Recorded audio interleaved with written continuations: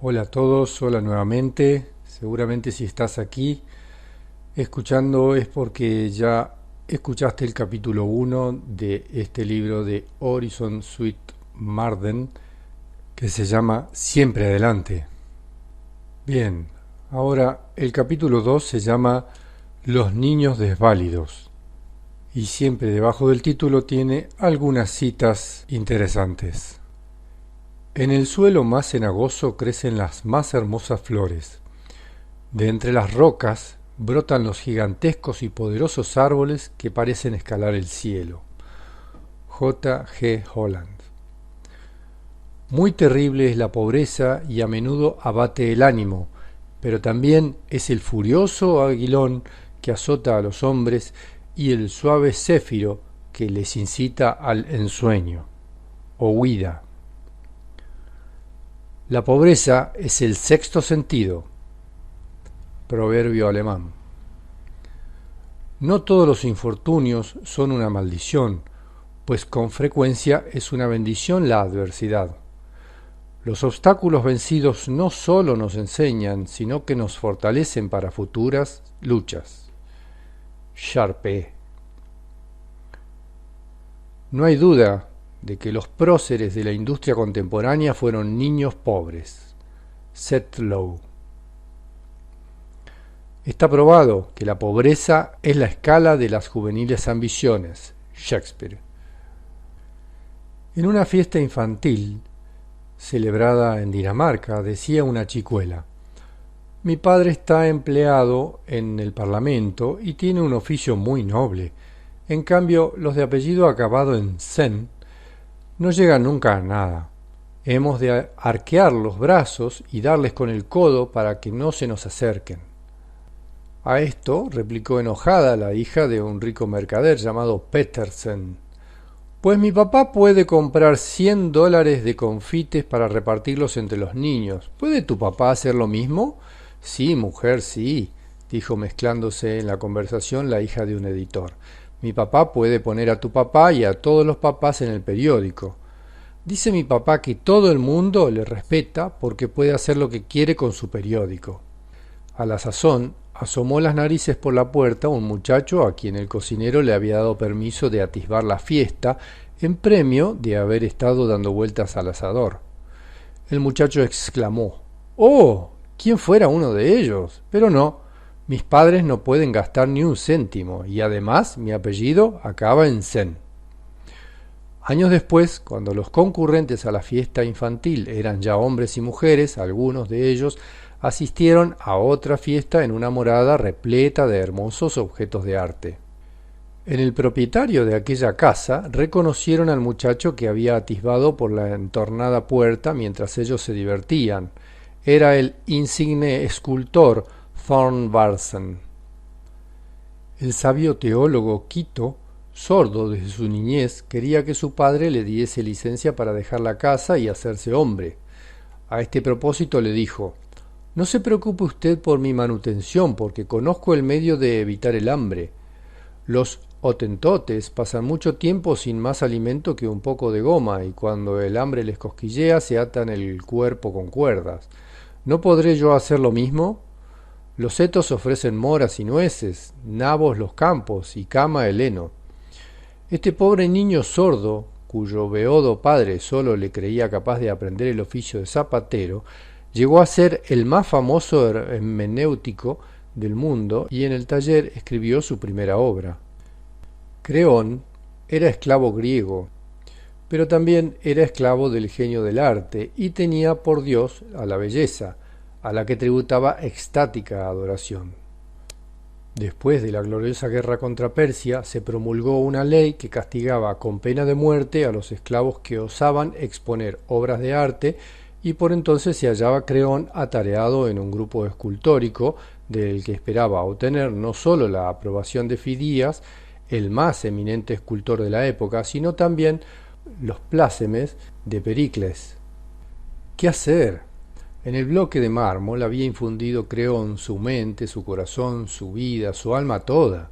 Día tras día había impetrado del cielo siempre renovada inspiración y agradecido, creía que el mismo Apolo, movido de sus ruegos, había infundido en las figuras el aliento de vida que parecía animarlas, pero ahora pensaba como si todos los dioses le hubieran abandonado. Cleona, su hermana, sintió el infortunio tan hondamente como él y clamó al cielo diciendo: «Oh Afrodita, inmortal Afrodita, excelsa hija de Zeus, mi reina, mi diosa, mi abogada, en tu santuario dejé cotidianamente mis ofrendas, muéstrate ahora propicia y protege a mi hermano». Al punto le dijo a éste: «Oh Creón, vete a la cueva de la casa, aunque esté oscura, yo te proporcionaré luz y alimento, prosigue tu obra, los dioses nos protegen». Fue Creón a la cueva, donde, asistido y celado día y noche por su hermana, prosiguió la gloriosa y arriesgada tarea. Por entonces toda Grecia fue invitada a visitar una exposición de obras de arte en el Ágora de Atenas, inaugurada bajo la presidencia de Pericles, en compañía de Aspasia y rodeado de Fidías, Sócrates, Sófocles y otras celebridades de la época. Allí estaban expuestas las obras de los más famosos maestros, entre las que por su belleza sobresalía un grupo escultórico que parecía cincelado por el mismo Apolo y llamó la general atención con envidia de los expositores. El jurado preguntó por el autor de aquel grupo, pero no tuvo respuesta la pregunta ni aun después de repetirla los heraldos. Excitada la curiosidad por aquel misterio, sospechaban ya algunos si sería obra de un esclavo, cuando entre la admiración general trajeron los oficiales de la ciudad a una joven de mirada viva, cabellera al aire y descompuesto el vestido. Los oficiales dijeron: «Estamos seguros de que esta mujer conoce al escultor, pero calla su nombre». Cleona no respondió a las preguntas que se le hicieron, ni aun cuando la conminaron con la penalidad en que incurría por su silencio. Entonces dijo Pericles: «La ley es inexorable y yo soy ministro de la ley. Llevad a esta mujer a la cárcel». Pero antes de que Pericles acabase de hablar, adelantóse un joven con los cabellos ondeantes, en cuya mirada fulguraba la lumbre del genio, quien, prosternándose ante Pericles, exclamó: «Oh Pericles, perdona y salva a esta doncella, es mi hermana. Yo soy el culpable. El grupo es obra de mis manos». La muchedumbre interrumpió vociferando: «¡A la cárcel el esclavo! ¡A la cárcel el esclavo!». Erguido en su sitial repuso Pericles: «No en mis días. Contemplad la escultura. Por ella resuelve Apolo que en Grecia hay algo superior a una ley injusta. El más alto propósito de la ley debe ser el fomento de la belleza. Si Atenas ha de vivir eternamente en la memoria de los hombres, ha de ser por su amor al arte. No a la cárcel vaya este hombre, sino junto a mí venga este joven».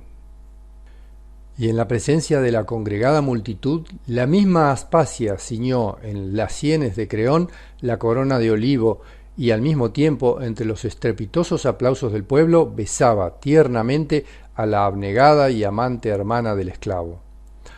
Los atenienses, que levantaron una estatua al esclavo Esopo, sabían que el camino del honor está abierto para todos los hombres. En Grecia la riqueza y la inmoralidad eran segura recompensa de los que se distinguían en arte, letras o armas. Ningún otro país se esforzó tanto en estimular el animoso mérito. Decía Enrique Wilson: «Nací en la pobreza y la necesidad meció mi cuna. Supe lo que es pedir pan a una madre sin él. Salí de mi casa a los 10 años y pasé 11 de aprendizaje sin poder ir a la escuela más que un mes cada año, y al cabo de 11 años de duro trabajo me gratificaron con una yunta de bueyes y 6 ovejas, que vendí por $84. Jamás gasté ni $1 en diversiones, sino que escatimé centavo por centavo hasta cumplir los 21 años. Entonces fui al bosque para cortar leña, que arrastraba una carreta de bueyes. Me levantaba antes del alba y me ponía a trabajar hasta mucho después de puesto el sol, por el exiguo salario de $6 al mes. Cada dólar me parecía tan grande como la luna llena». Wilson no desperdició ninguna ocasión de instruirse y educarse. Pocos hombres supieron aprovechar tan bien el tiempo pues consideraba los instantes cual si fuesen de oro y no paraba hasta sacar de ellos todo el partido posible. Se las arregló de fuerza, de modo que pudo leer buena porción de excelentes libros, con lo que dio hermoso ejemplo a los jóvenes campesinos de las haciendas. Al salir de la granja en que servía, se marchó a pie a Natick, Mass, que caía a unas 100 millas de distancia, con objeto de aprender el comercio de cabotaje, y su primer ensayo no le costó más que $1.06. Al cabo de un año era presidente de un centro político de Natick y 8 más tarde pronunció su famoso discurso contra la esclavitud en el Parlamento de Massachusetts. 12 años después se sentaba junto al atildado Sumner en el Congreso de Washington. De todas las circunstancias de su vida se aprovechó para prosperar. Horacio Greeley estaba de suplente en la Gaceta de Erie, propiedad de Sterret, cuando un día le dijo éste: «No quiero que salgas más a la calle con ese traje tan estropeado, o si no, que te den uno en el almacén. Has de arreglarte un poco mejor, Horacio». El muchacho se miró el traje como si hasta entonces no hubiera reparado en su facha y repuso: «Ya verá usted, señor Sterret, mi padre ha tenido que marcharse del pueblo y me es preciso ayudarle en cuanto pueda». Horacio Greeley ganaba al año $135 y solo había gastado 6 en 7 meses para sus necesidades personales, pues del salario reservaba 50 y enviaba el resto a su padre, que de Vermont hubo de emigrar a Pensilvania. En su infancia pasó Greeley muchas noches al raso en la guarda del ganado, y después entró en la imprenta de Sterret. Cerca ya de los 21 años, y aunque su aspecto no le favorecía gran cosa, pues era grandulón, de rostro macilento, voz lastimera y pelo de color estropa, resolvió irse a Nueva York en busca de fortuna. Hizo con sus ropas un envoltorio que colgó de la punta de un cayado puesto al hombro y a través de los bosques de búfalo anduvo 60 millas, cruzó en bote el canal para ir a Albany, de donde bajó por el río Hudson, en falúa hasta llegar a Nueva York, al amanecer del 1 de agosto de 1831. Se abonó a un refectorio público por $2.50 a la semana, después de haber gastado tan solo 5 en su viaje de 600 millas. Durante muchos años trotó Horacio por las calles de Nueva York y asomóse a infinidad de tiendas y despachos preguntando si necesitaban dependiente, pero todos le respondían con invariable negativa. Su cara dura infundía sospechas de que fuese algún mancebo escapado de otra parte. Un domingo, mientras comía en el refectorio, oyó decir que se necesitaban cajistas en una imprenta. A las 5 de la mañana del día siguiente se presentó allí Greeley en solicitud de una de las vacantes, pero como el regente no creyese al inexperto forastero bastante capaz para manejar los tipos de la biblioteca políglota, para cuya composición se necesitaban los cajistas, le respondió: «Le daremos a usted una caja y veremos qué puede usted hacer». Al llegar el dueño de la imprenta se disgustó de ver al nuevo operario y le dijo al regente que lo despidiera en cuanto concluyese el jornal, pero aquella noche sacó Horacio unas pruebas tan limpias y correctas como ningún cajista había presentado hasta entonces.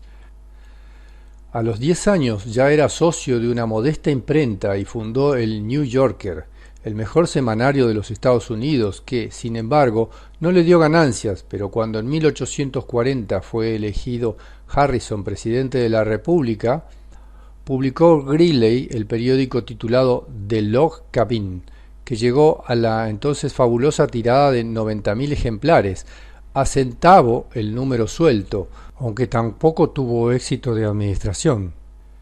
Probó nueva fortuna con The New York Tribune, a centavo el número, y para publicarlo tomó a préstamo $1.000 y tiró 5.000 ejemplares del primer número, que le fue imposible colocar por completo. Empezó con 600 suscriptores que en 6 semanas aumentaron hasta 11.000 y aún más cuando con nueva máquina facilitó la tirada. Por otra parte, Jaime Gordon Bennett había fracasado en su New York Courier en el año 1825. en el The Globe en 1832 y en el Pennsylvania poco más tarde. Tenía fama de hábil periodista que había ahorrado unos cuantos cientos de dólares tras ruda labor y rigurosas economías de 14 años.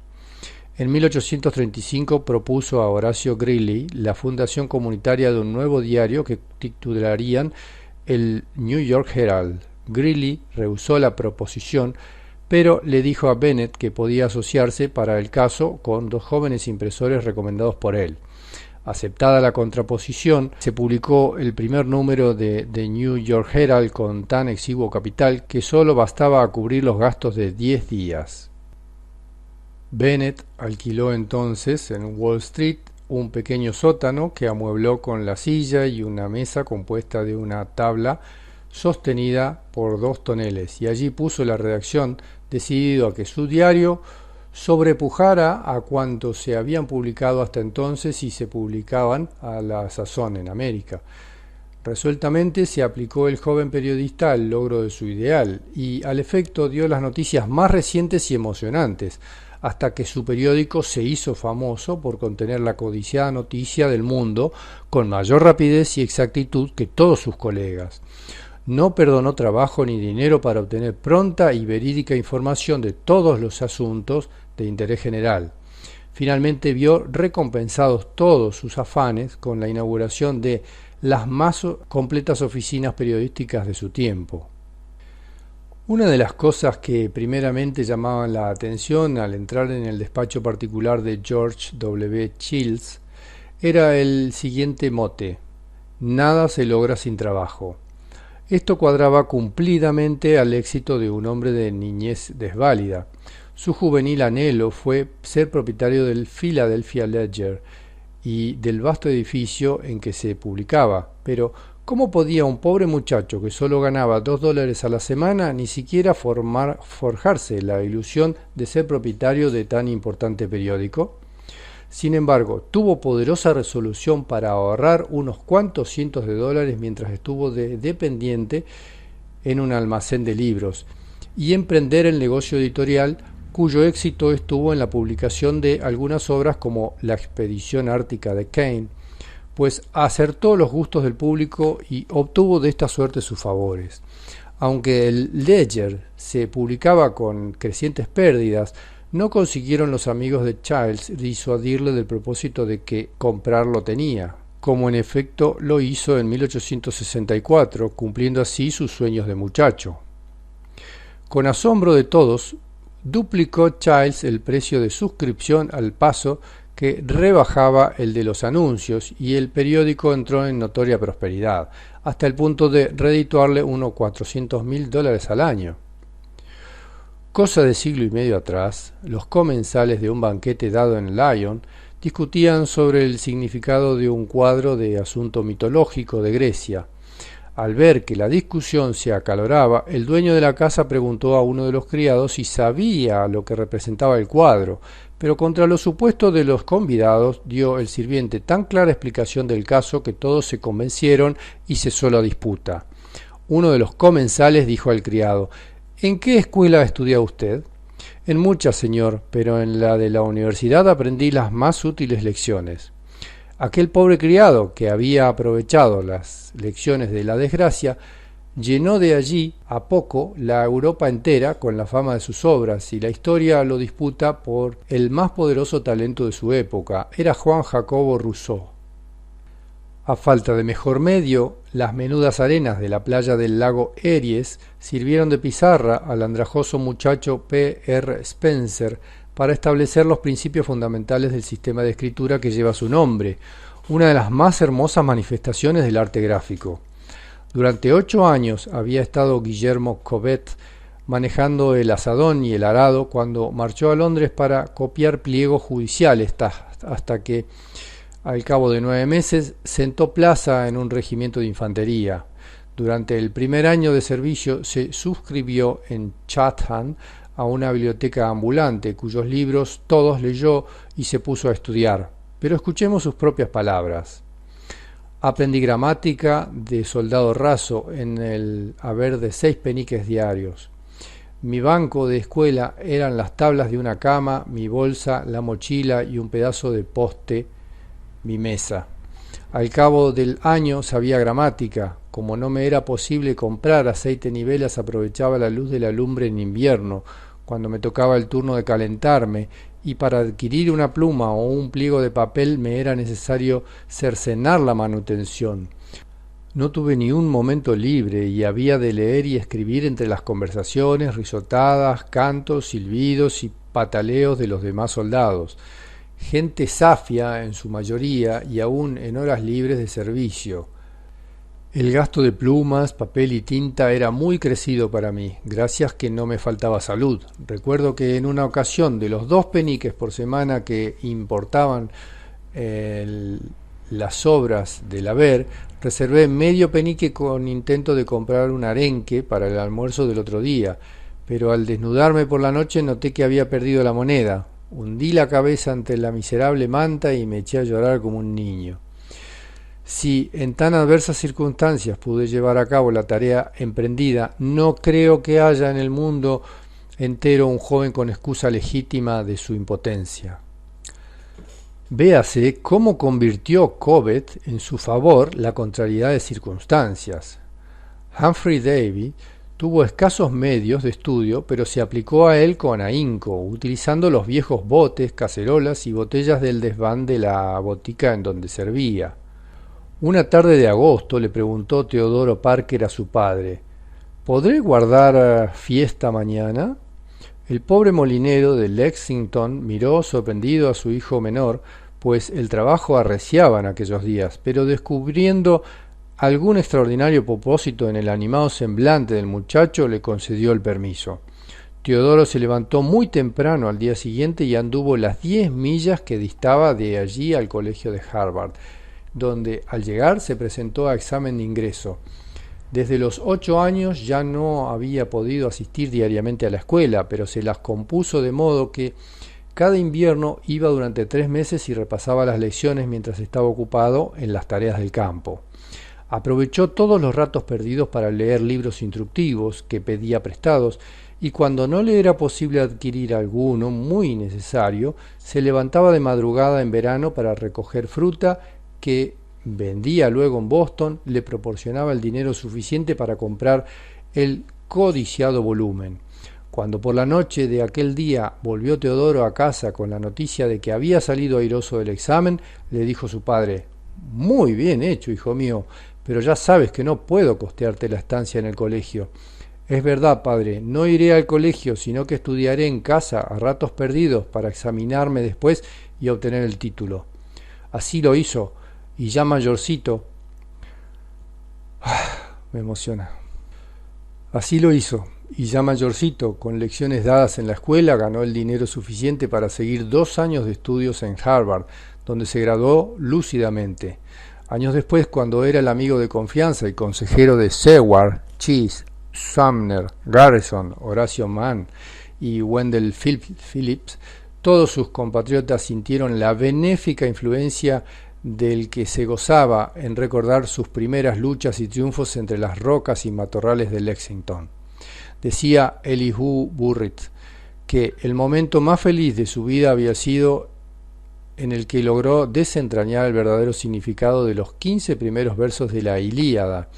Murió el padre de Elihu Burritt cuando éste tenía 16 años y entró el muchacho de aprendiz en el taller de un herrero de su aldea. Trabajaban la fragua de 10 a 12 horas diarias, pero mientras soplaba el fuelle resolvía mentalmente problemas de aritmética. En un dietario que de él se conserva en Worcester hay anotaciones tan curiosas como las siguientes: lunes 18 de junio, dolor de cabeza, 40 páginas de La teoría de la Tierra por Cuvier, 64 páginas de francés, 11 horas de fragua. Martes 19 de junio, 60 líneas de hebreo, 30 de danés, 10 de bohemio, 9 de polaco, 15 nombres de estrellas, 10 horas de fragua. Miércoles 20 de junio, 25 líneas de hebreo, 8 de siríaco, 11 horas de fragua. Llegó a poseer Burret 18 idiomas y 32 dialectos y le llamaron el herrero erudito, con fama no solo por su saber, sino por sus nobles tareas en el servicio a la humanidad. Eduardo Everett nos cuenta cómo este niño desválido adquirió tan copioso caudal de conocimientos y dice que su ejemplo avergonzaría a quienes disponen de favorables ocasiones para su educación. La famosa cantante Christina Nilsson anduvo descalza en su niñez y sin embargo conquistóse la admiración del mundo por su maestría en el canto y su extraordinaria gracia femenina. Dice el doctor Talmash a los jóvenes: permitidme advertiros con respecto a las adversas circunstancias sociales que estáis ahora en el mismo nivel en que estuvieron cuantos al fin vencieron en la vida. Escuchad lo que os digo y acordaos de ello dentro de 30 años. Entonces veréis que los millonarios, los oradores, los poetas, los comerciantes, los filántropos, los personajes eminentes de la Iglesia y la sociedad estuvieron en idénticas circunstancias, porque el más mísero muchacho está dotado como el solo Dios del universo es capaz de dotarle. Parece que los chiquillos vendedores de periódicos no han de esperar honra y provecho en ninguna modalidad de la vida, pues ocupación es de irrisorio porvenir.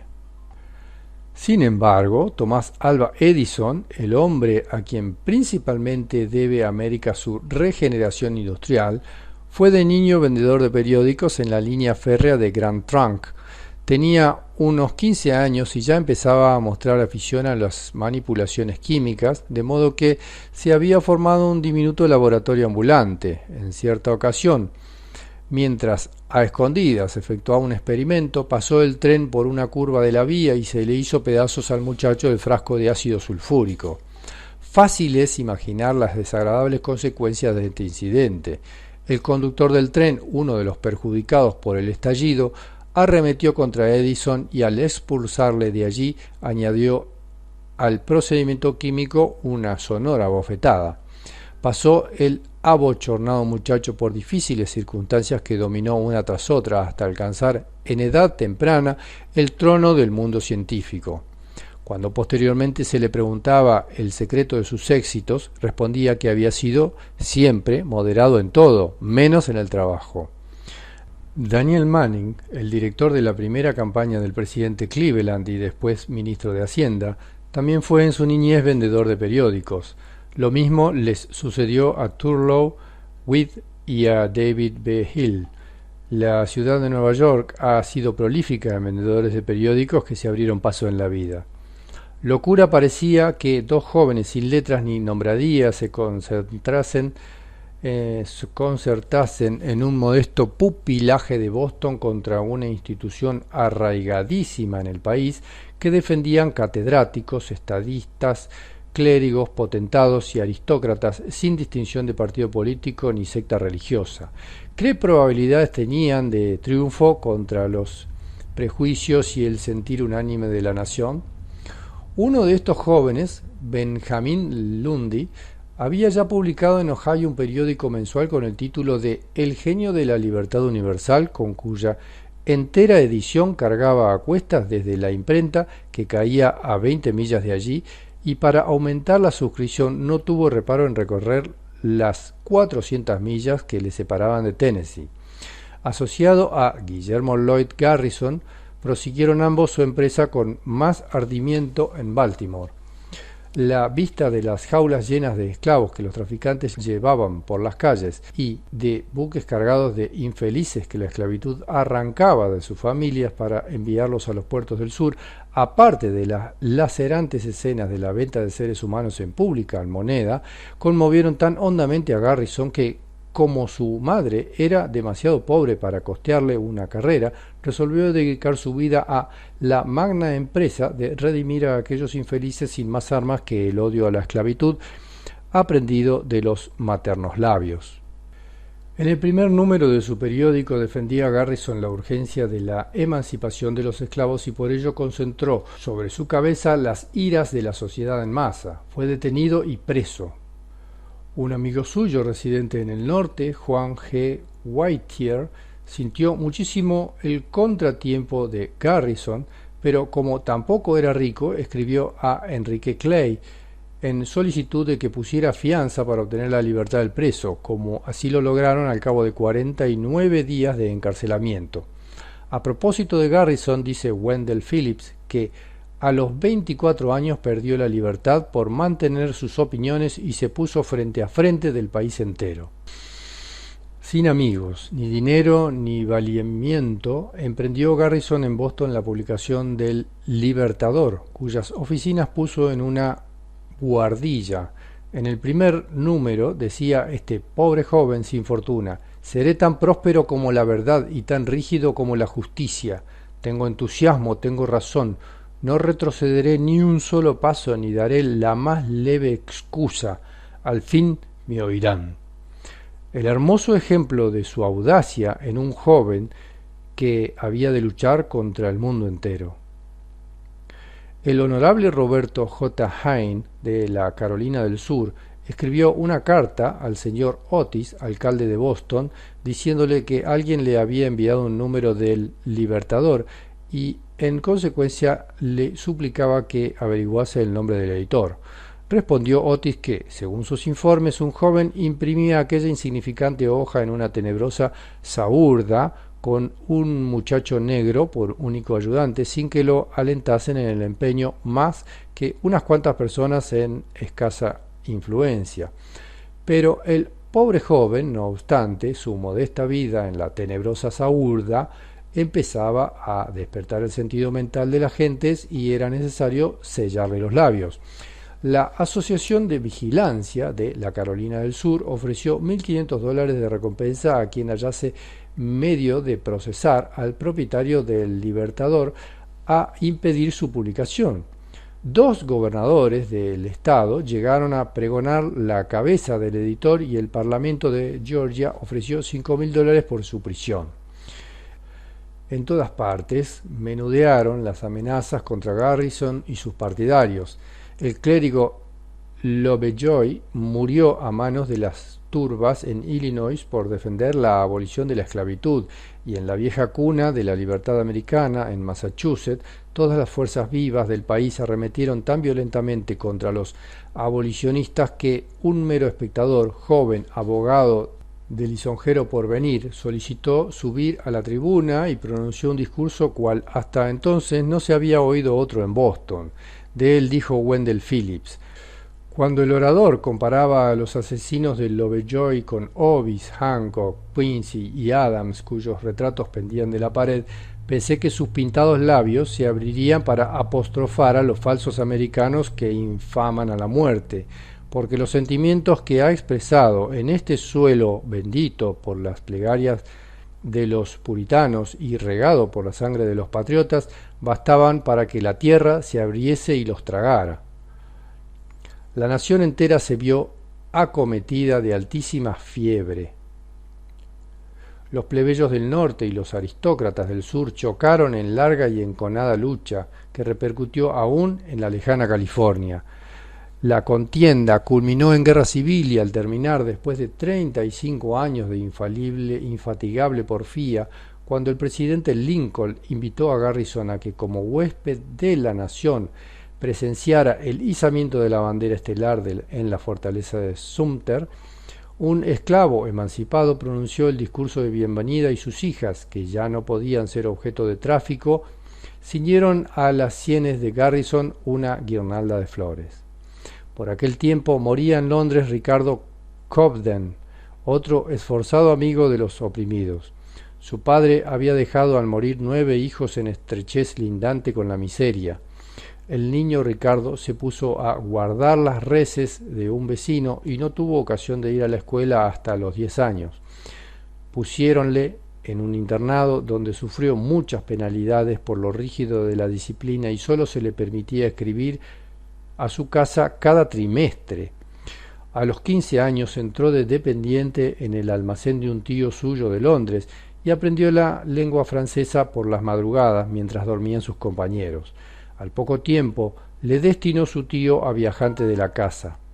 Más tarde recabó el auxilio de Juan Bright para combatir la inicua ley de los trigos, que favorecía a los ricos en perjuicio de los pobres, pero a la sazón estaba Bright muy apesadumbrado porque tenía a su esposa de cuerpo presente. En defensa de sus opiniones, le decía Ricardo Cobden: hay actualmente en Inglaterra miles de hogares donde las esposas, las madres y los niños mueren de hambre. Cuando hayan pasado los primeros transportes de tu dolor, te aconsejo vengas conmigo y no cejaremos hasta conseguir la derogación de la ley de los trigos. No podía ver Cobden por más tiempo el pan del pobre detenido en las aduanas y grabado en beneficio de los propietarios rurales, por lo que puso toda su alma en la realización de aquella racial reforma. Decía a este propósito: no es cuestión política porque la defienden hombres de todos los partidos, es una cuestión de despensa entre la aristocracia y la enorme masa del proletariado. Cobden y Bright formaron la Liga contra la Ley de los Trigos que, favorecida por el hambre de Irlanda, consiguió en 1843 la derogación de la ley.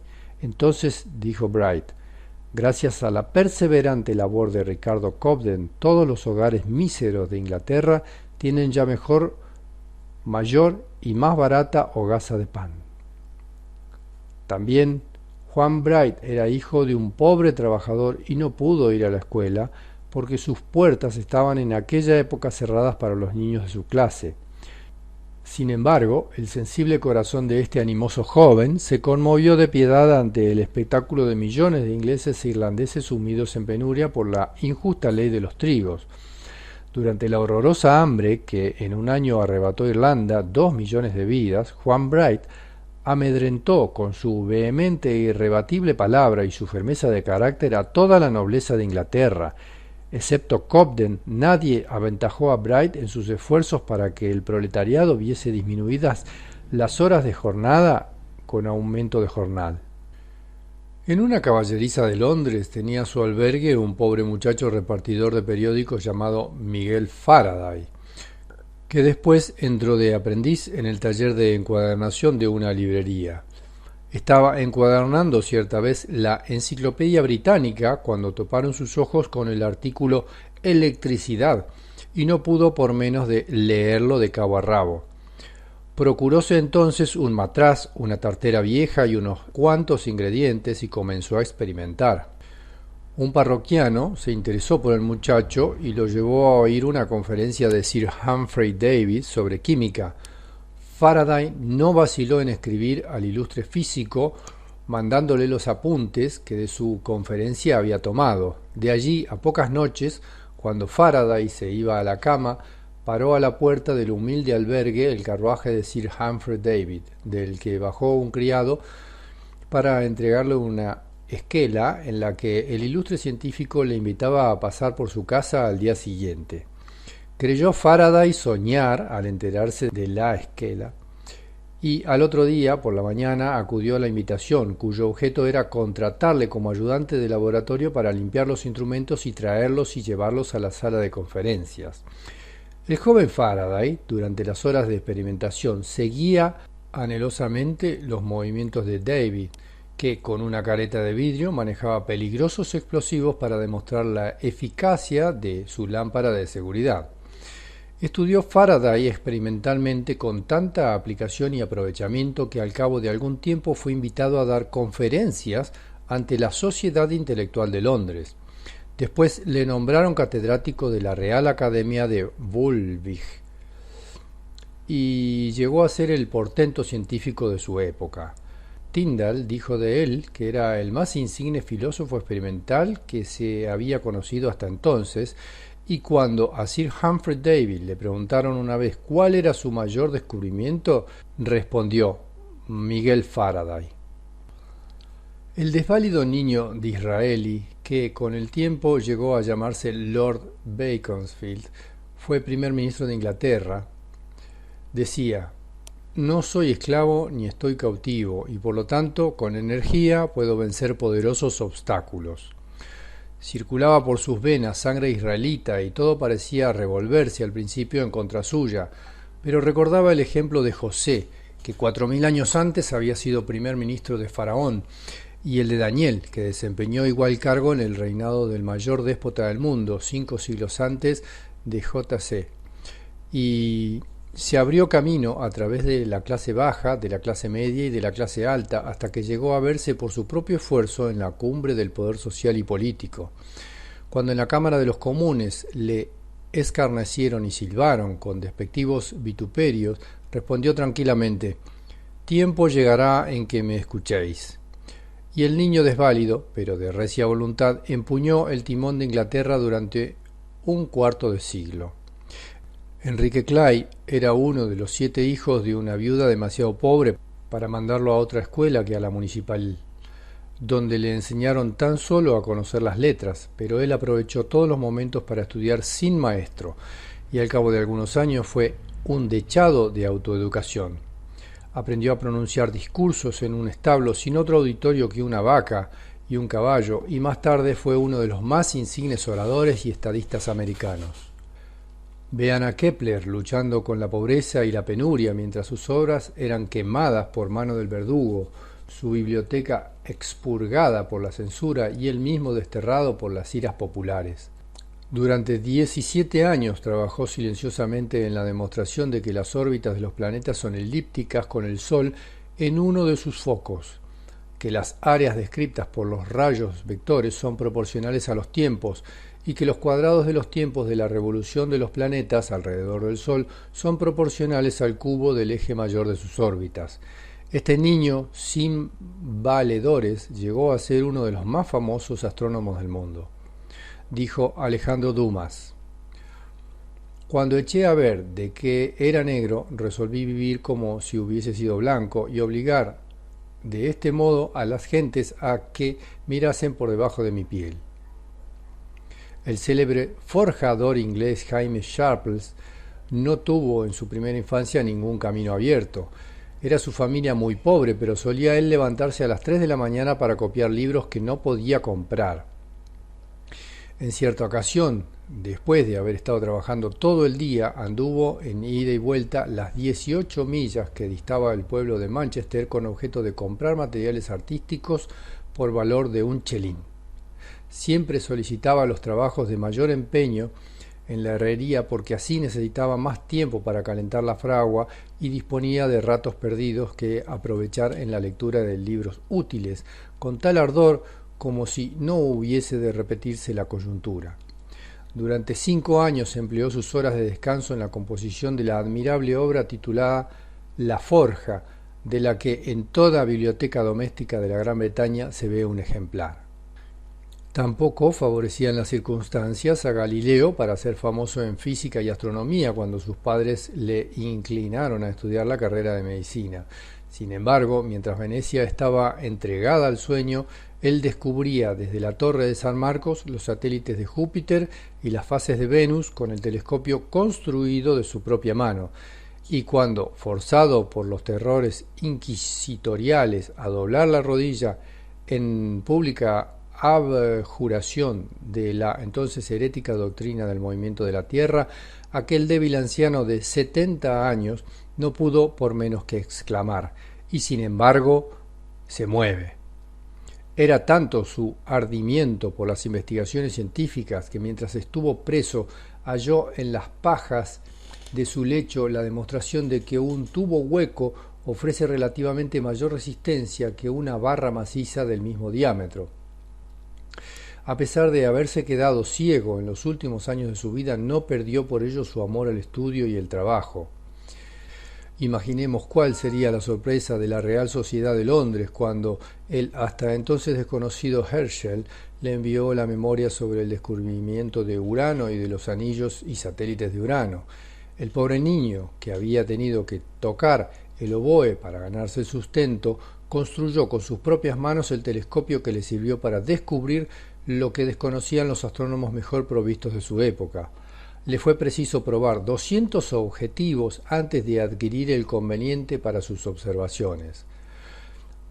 George Stephenson era uno de los 8 hijos de una familia tan pobre que todos dormían en un mismo aposento.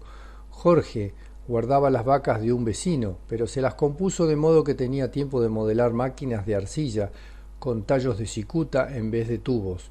A los 17 años estaba ya al cuidado de la máquina de vapor de que su padre era fogonero. No sabía leer ni escribir, pero la máquina fue el maestro y él aplicado discípulo.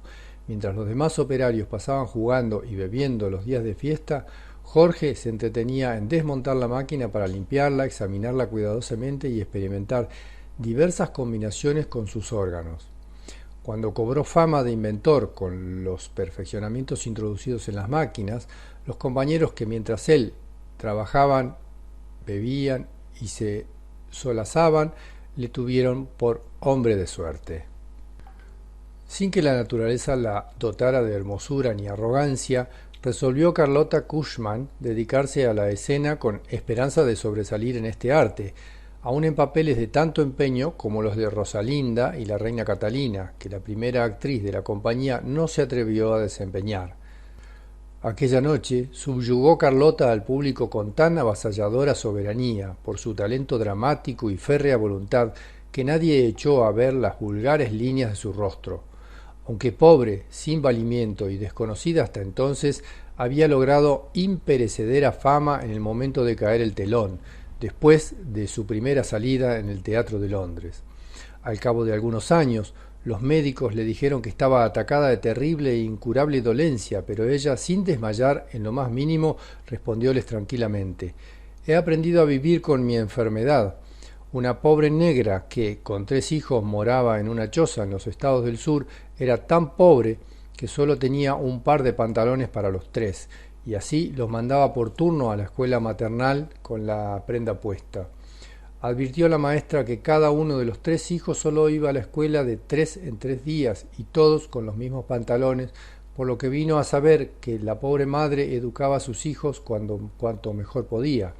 Pero de aquellos 3 muchachos, uno llegó a ser profesor de colegio, el otro médico y el tercero sacerdote. Hermoso ejemplo para los niños que alegan su mala suerte en excusa de vidas malogradas.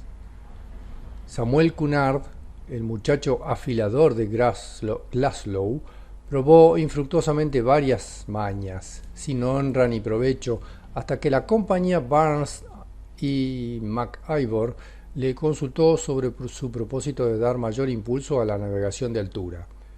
Samuel Cunard trazó al efecto un modelo de buque transatlántico que fue el prototipo de cuantos más tarde formaron la flota de la famosa compañía Cunard. Cornelio Vanderbilt tuvo por únicos libros de escuela el silabario y el Nuevo Testamento, pero aprendió por sí mismo a escribir y a contar. Anhelaba comprar un barco y no tenía dinero, por lo que ya desesperanzaba de satisfacer sus aficiones marinas, cuando su madre le dijo que le prestaría la suma necesaria, con tal que en 27 días roturase y cultivara un yermo de 10 áreas, que era lo peor de la heredad paterna. Antes del plazo estaba airosamente terminada la tarea y el día en que cumplió 17 años pudo comprar el barco, que desgraciadamente se fue a pique en la primera prueba. Pero no era Cornelio Vanderbilt de apocado ánimo, y de nuevo se puso a la obra con tal ahínco que en 3 años había ahorrado $3,000 a copia de trabajar aún por las noches. Pronto fue patrón de otro buque y durante la guerra de 1812 le confirió el gobierno el servicio de aprovisionamiento de los puertos militares cercanos a la capital. Cumplía de noche las obligaciones del contrato y durante el día efectuaba el servicio público de pasaje entre Nueva York y Brooklyn. El joven, que había trabajado ardientemente para sus padres día y noche, contaba a los 35 años $30,000 de capital y al morir en edad provecta legó a sus 13 hijos una de las más pingües fortunas de América. Lord Eldon hubiera podido quejarse de su adversa suerte en la niñez, porque su pobreza no le consentía comprar libros ni tampoco ir a la escuela, pero resolvióse con esperanzado ánimo a abrirse paso en el mundo. Levantábase a las 4 de la madrugada para copiar tratados de jurisprudencia y tal afición cobró al estudio que cuando se le cargaba la cabeza se la envolvía en una toalla húmeda para refrescársela y seguir estudiando. Concluida la carrera, el primer año de ejercicio solo le redituó 9 chelines, pero no por ello decayó su ánimo, aunque al cobrar los emolumentos, el procurador le golpeó en la espalda diciéndole con sonra: «Joven, tenéis el pan asegurado de por vida». Pero aquel joven sin porvenir llegó a ser ministro de Justicia y uno de los más famosos jurisconsultos de su época. Tampoco tuvo suerte en su niñez Esteban Girard. A los 10 años emigró de Francia a América en calidad de marmitón, de buque, pero tenía resuelto hacerse hombre a toda costa. No hubo trabajo, por duro que fuese, en que no se empleara, y como el rey Midas convertía en oro cuanto caía en sus manos, hasta ser uno de los más opulentos comerciantes de Filadelfia. Si censurable es en verdad el desmedido amor que tuvo al dinero, en cambio son rasgos ejemplares de su carácter la perfección con que lo hizo todo, los abnegados servicios que prestó durante la fiebre amarilla con riesgo de la vida y el patriotismo de que dio pruebas en ocasiones críticas para el país. Juan Wanamaker recorría diariamente 4 millas para trabajar en una librería por $1.25 de salario semanal. Después pasó a un almacén de ropas, donde le dieron 25 centavos más a la semana, y de allí fue mudando de acomodo hasta ser riquísimo comerciante. En 1889, el presidente Harrison le confió el cargo de director general de Correos, desempeñándolo con suma habilidad. Los prejuicios dominantes contra su raza y sexo no le impidieron a la negra Edmonia Lewis sobresalir en el arte escultórico con honrosa nombradía. Federico Douglass empezó su carrera con menos que nada, pues no era dueño ni de su persona, porque antes de nacer ya le empeñaron sus padres en pago de las deudas contraídas con el dueño. Así es que estaba muy lejos del nivel del más miserable niño blanco que lo estaba de la presidencia de la República Norteamericana.